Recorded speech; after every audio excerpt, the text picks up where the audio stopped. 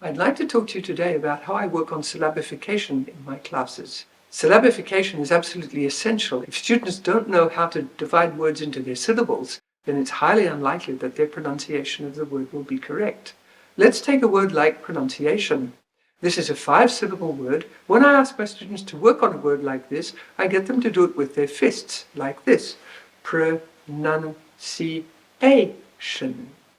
The advantage of working with fists is that it slows everything down. I could get them to clap, for example, pronunciation, but I have no idea if they do that, whether they are clapping in time with the syllables of the word or whether their clapping is independent of the word.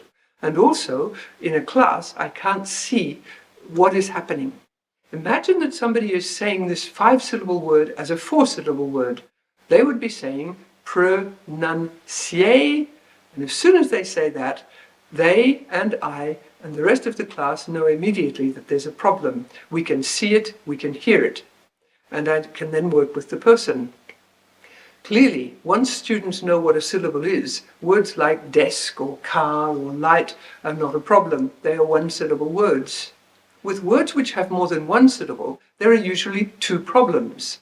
The first is that the students don't know where to put the stress.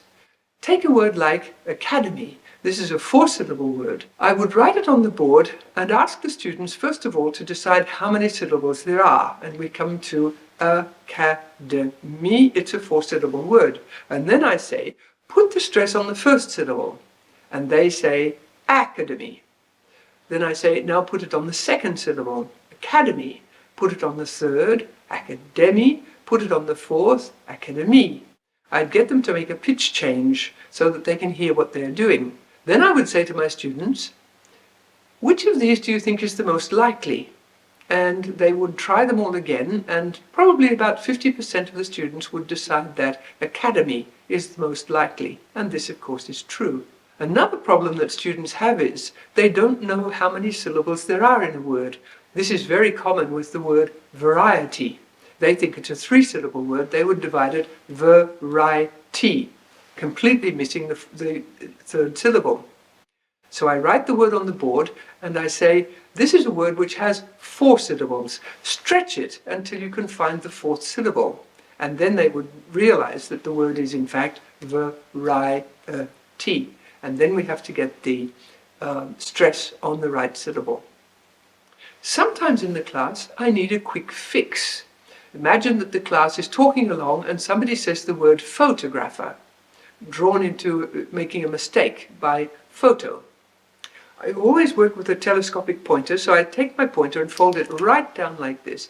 And then I make this finger into a hook and I put the word onto my finger, photographer, like that. And then I say the stress is here. They know what to do at that stage. If the stress is here, it's highly unlikely that this would be a full vowel.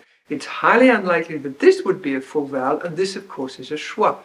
And so they think for a moment, and then they can put the stress on this one, photographer.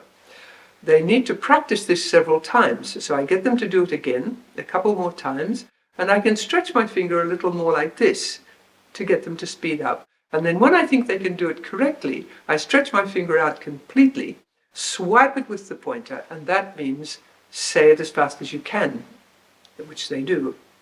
I find working this way is beneficial for students because it shows them how they should work. If you come to a multi-syllable word that you don't know, what you have to find out is, first of all, how many syllables it has, secondly, which syllable is stressed, and then you have to practice it. Practice it slowly, using your finger, and then speed up, and then you'll be able to say it correctly, and you will have it.